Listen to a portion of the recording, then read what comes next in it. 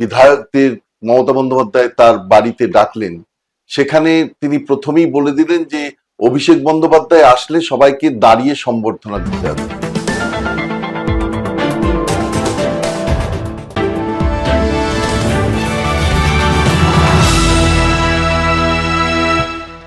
আশি থেকে straight art, তৃণমূলের এমন ডাউনফলও হতে পারে তৃণমূল সমর্থকেরা কোশমিনকালেও বোধহয় ভাবতে পারেননি।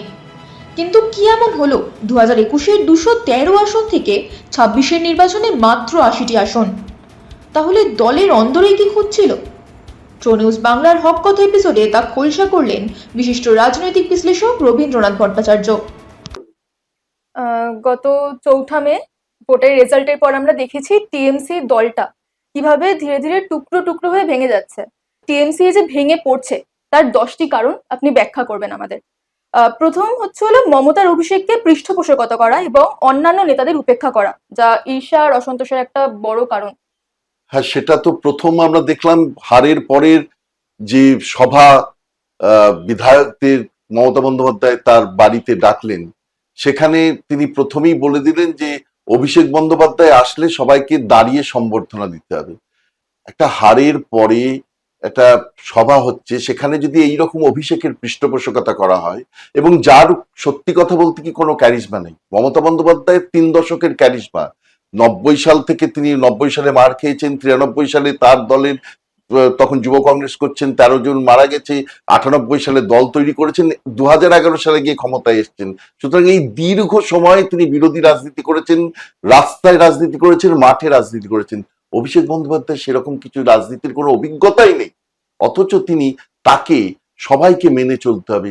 এখানে তো উষ্মা, এখানে তো অসহিষ্ণুতা আসবেই দলের মধ্যে, এবং সেই জায়গা থেকে এটা একটা বড় কারণ যে দলের মধ্যে কোনো গণতন্ত্র নেই এটা বলবার। অর্থাৎ দলীয় বিধায়করা বলতেই শুরু করেছেন যে আমাদের যা কিছু বলা সেই গণতন্ত্রের জায়গাটাই হারিয়ে যাচ্ছে। অভিষেকের উচ্চহস্ত দুর্নীতিগ্রস্ত কার্যকলাপ খুবই যুক্তিযুক্ত, কারণ অভিষেক বন্দ্যোপাধ্যায়ের বস্তুত জেলে থাকা উচিত ছিল। ইডি জব স্ক্যামে তাকে নেল ডাউন করলো, কিন্তু সুজয় কৃষ্ণ ভদ্র, যাকে কালীঘাটের কাকু বলে খ্যাতনামা হয়েছেন যিনি, তিনি বলেছিলেন যে আমার সাহেবকে তো কেউ ছুতে পারবে না, সুতরাং আমার কাছেই আসবে। আমরা দেখলাম সেই 2023 সালের জব স্ক্যাম থেকে শুরু করে 2026-এ আজ পর্যন্ত সত্যি অভিষেক বন্দ্যোপাধ্যায়ের গায়ে কেউ হাত দিতে পারলো না। অথচ তার যে একটা বড় লিপস অ্যান্ড বাউন্সের যে মাধ্যমে যে বড় একটা টাকার খেলা চলেছে, দুর্নীতি চলেছে, সেটা সবাই বুঝতে পারছে। সুতরাং এই যে দুর্নীতির পৃষ্ঠপোষকতা এবং 75-25-এর প্রিন্সিপালে যে 75 ভাগ টাকা যে কার কাছে গেছে, এটা সবাই বুঝতে পারছে, অথচ সে ব্যাপারে কোনো কিছু বলা যাচ্ছে না, এবং ইডিসি সে ব্যাপারে তাকে ধরতে পারলো না। সুতরাং খুব স্বাভাবিকভাবেই সেটা দলের ভেঙে যাওয়ার একটা কারণ।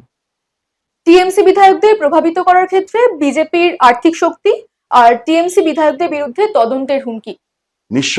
নিঃসন্দেহে তার কারণ হচ্ছে যে যখনই কেউ এরকম ঘটনা ঘটছে যে যে তারা বিজেপির তত্ত্বের সঙ্গে এগোতে চাইছে না, অথচ বিজেপি মনে করছে তাকে তাদের দরকার, তার পিছনে ইডি সিবিআই দিয়ে দিচ্ছে, এবং ঠিক একই জিনিস করা হচ্ছে। কিন্তু টিএমসিও তাই করেছে। মানস ভূঁইয়ার বিরুদ্ধে কি করা হয়েছিল?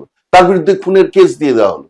যেভাবে তাকে কংগ্রেস থেকে টিএমসিতে আনা হলো, ঠিক তেমনি ভাবে বিজেপিও তাদের যে তদন্তকারী সংস্থা তাদেরকে বিভিন্ন সময় লেলিয়ে দিয়েছে, যাতে তারা বিরোধী দলের যে সমস্ত নেতা আছেন, যারা খুব মানে উদ্যোগী নেতা এবং যাদের একটা পপুলার প্রভাব পড়ছে, জনপ্রিয় প্রভাব পড়ছে, তাদেরকে তাদের পিছনে ইডি সিবিআই চলে আসা, এবং ইডি সিবিআই এর মাধ্যমে তারা তাদেরকে তাদের কর্মকাণ্ডকে রোধ করতে চেয়েছে এবং বস্তুতপক্ষে তাদের দিকে বেন্ড করবার চেষ্টা করেছে। এটা খুব স্বাভাবিকভাবে তৃণমূলের ভেঙে যাওয়ার একটা কারণ। সমস্ত ক্ষমতা নিজের হাতে কেন্দ্রীভূত করার মাধ্যমে মমতার স্বৈরতান্ত্রিক নেতৃত্বের ধরন। স্বৈরতান্ত্রিক নেতৃত্ব মানে উনিই তো দলের একমাত্র নেত্রী। মানে একটা কথাই ছিল তৃণমূলে মমতা বন্দ্যোপাধ্যায় একমাত্র পোস্ট, আর বাদ বাকি সব ল্যাম্প পোস্ট। সুতরাং তিনি যা বলতেন তাই হতো।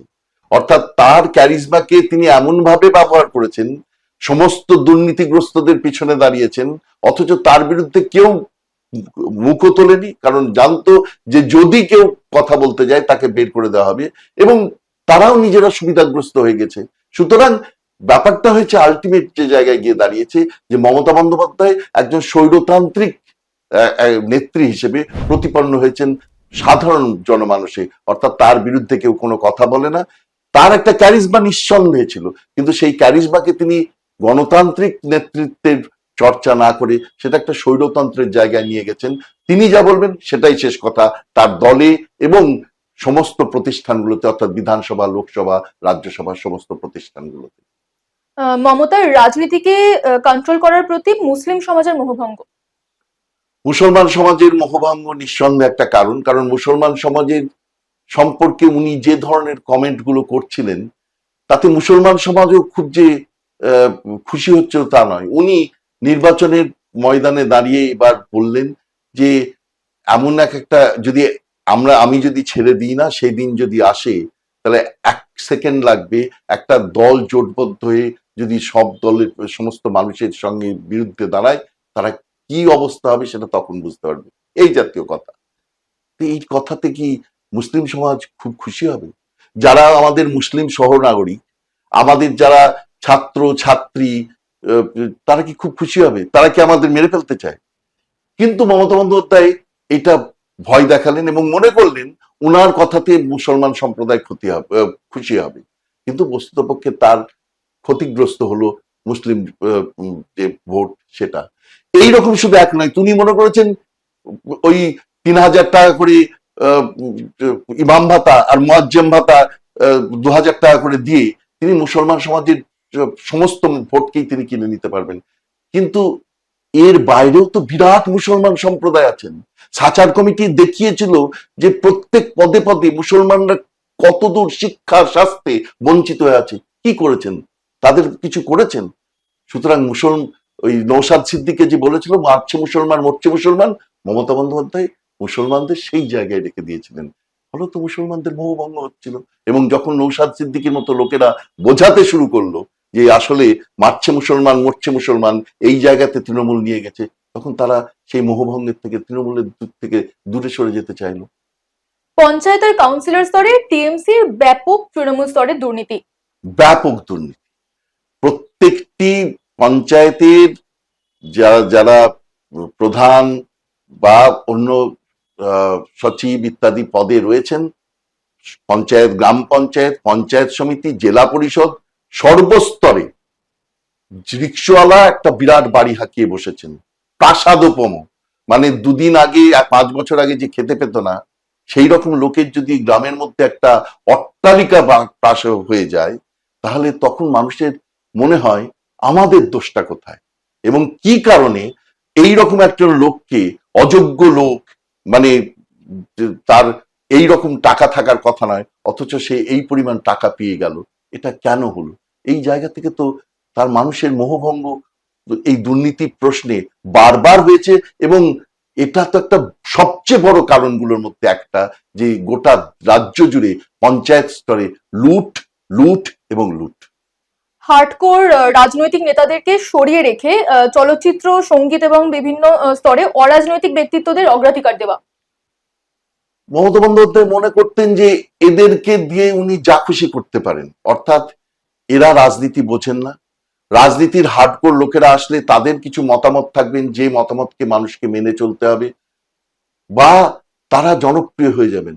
সুতরাং সেই জনপ্রিয়তার আঙিনাতে যাতে হার্ডকোর রাজনীতির লোকেরা যাতে না আসতে পারে, সেই জায়গা থেকে দাঁড়িয়েই তিনি এই চিত্রশিল্পী, বিভিন্ন কবি, সাহিত্যিক, তাদেরকে মঞ্চ আলো করে নিয়ে বসাতেন এবং তারাও এমন ভাব করতেন। একজন সাহিত্যিক বলছেন 100 বছর পরে তার কবিতা আলোচিত হবে প্রত্যেক ঘরে ঘরে, বাঙালির ঘরে ঘরে।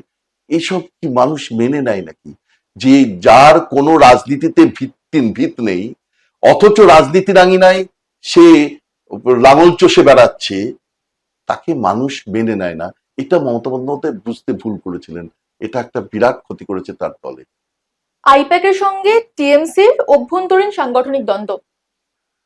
অভ্যন্তরীণ দ্বন্দ্ব তো ছিল, মানে এটা তো এক সময় বোঝা যাচ্ছিল যুবরাজের সঙ্গে মমতা বন্দ্যোপাধ্যায়ের দ্বন্দ্ব। বস্তুতপক্ষে আইপ্যাককে ইন্ট্রোডিউস করেছিলেন অভিষেক বন্দ্যোপাধ্যায়, এবং মমতা বন্দ্যোপাধ্যায় একটা সময় যারা দলের আদি কর্মী বা আদি নেতৃত্ব তাদের হয়ে বলতে গিয়ে আইপ্যাককে প্যাক প্যাক বলেছিলেন, সে কথা আমাদের মনে আছে। সুতরাং আইপ্যাককে প্যাক প্যাক একসময় বলেছিলেন, অথচ তাকে মেনে নিচ্ছেন। এবং কত নেতা নেত্রী বলেছেন যে 20-22 বছরের ছেলেরা এসে তারা এসে চেয়ারের সামনে এসে বসে পড়ছেন, যেখানে নেতা নেত্রীরা, বিধায়ক, সাংসদ তারা দাঁড়িয়ে আছেন, এবং এইরকম একটা জায়গায় তারা এসে বসে তাদেরকে জ্ঞান দিতে শুরু করছেন। এটা নেতৃত্বের পক্ষেও তো খুব একটা অপমানজনক ব্যাপার। এবং সেই ব্যাপারে বহু বহু বিধায়ক, যেমন মদন মিত্র প্রতিবাদ করেছেন, অন্যান্য আরো অনেকে প্রতিবাদ করেছেন, এই মুহূর্তে আমার নাম মনে আসছে না, কিন্তু অনেকেই প্রতিবাদ করেছেন যে এগুলো, কিন্তু তারপরেই প্রতিবাদ করে পিছিয়ে গেছেন মমতা বন্দ্যোপাধ্যায়ের স্বৈরতান্ত্রিক চেহারার জন্য, যে হয় এটাকে মেনে নিতে হবে, অভিষেক বন্দ্যোপাধ্যায়কে মেনে নিতে হবে, না হলে দল ছেড়ে যেতে হবে। এই দুয়ের মধ্যে তারা চুজ করে নিয়েছেন খুব স্বাভাবিকভাবেই যে দলের মধ্যে থেকে আইপ্যাকের নেতৃত্ব কর্তৃত্বকে মেনে নেওয়া, এবং সেটা দলের পক্ষে ক্ষতিকর হয়ে গেছে। দলকে ধরে রাখার ক্ষেত্রে আদর্শগত ভিত্তির অভাব। কি আদর্শ? প্রত্যেকটা দলের একটা মতাদর্শ থাকে। মা, মাটি, মানুষ, এ খাই না মাথায় দেয়। পশ্চিমবঙ্গের মানুষ বুঝেছে কিনা জানি না। আমি রাজনীতি বিদ্যা দীর্ঘ 4 দশক ধরে পড়িয়েও আমি বুঝতে পারিনি মা, মাটি, মানুষ বলতে কি বোঝানো হচ্ছে।